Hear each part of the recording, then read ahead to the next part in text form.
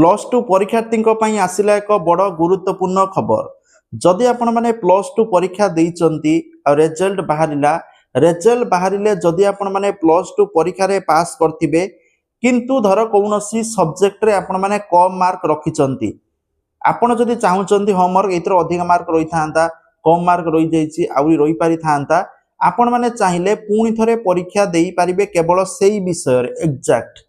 किंतु जदि आपण माने प्लस टू परीक्षा रे फेल हेइथिबे ताहले आपण माने इंस्टेंट परीक्षा देबे। तो कौन रही संपूर्ण इनफॉरमेशन एथर नुआ करी प्लस टू परीक्षार्थी घोषणा होईछि। जदि आपण माने प्लस टू पिला ताले गुरुत्वपूर्ण खबर वीडियोटी शेष पर्यंत देखिए, जथा संभव आपण सांग साथी भाई भौणी जो मैंने प्लस टू परीक्षा देइचंदी समस्त सहित शेयर करदेवे। ता पूर्व चैनल को सब्सक्राइब भी करदेवे लेटेस्ट इनफॉरमेशन पाई।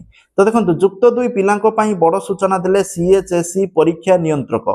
चलित वर्षर जुक्त दुई पिलांको प्रथम करी मिलिबो इम्प्रूवमेंट परीक्षा सुविधा।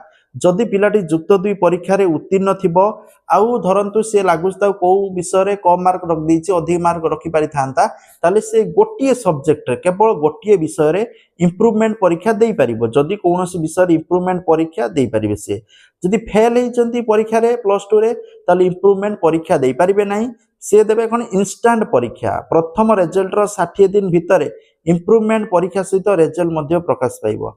तो यही वर्तमान जो प्लस टू पिला गोटे बहुत बड़ खुशी खबर, कारण जो मान परीक्षा रे कम मार्क रही धर पास कर कम मार्क रखुच्च तो मार्क बढ़ाई आपन चेकिंग फेकिंग नुहे परीक्षा देते पड़ो से विषय। तो जो मैंने चाहिए दे पारे से बाध्यतामूलक नुहे, जो मैंने फेल है इंस्टांट परीक्षा देवे। तो यही इनफॉरमेशन वीडियो यथा संभव शेयर करेंगे। थैंक यू, जय जगन्नाथ।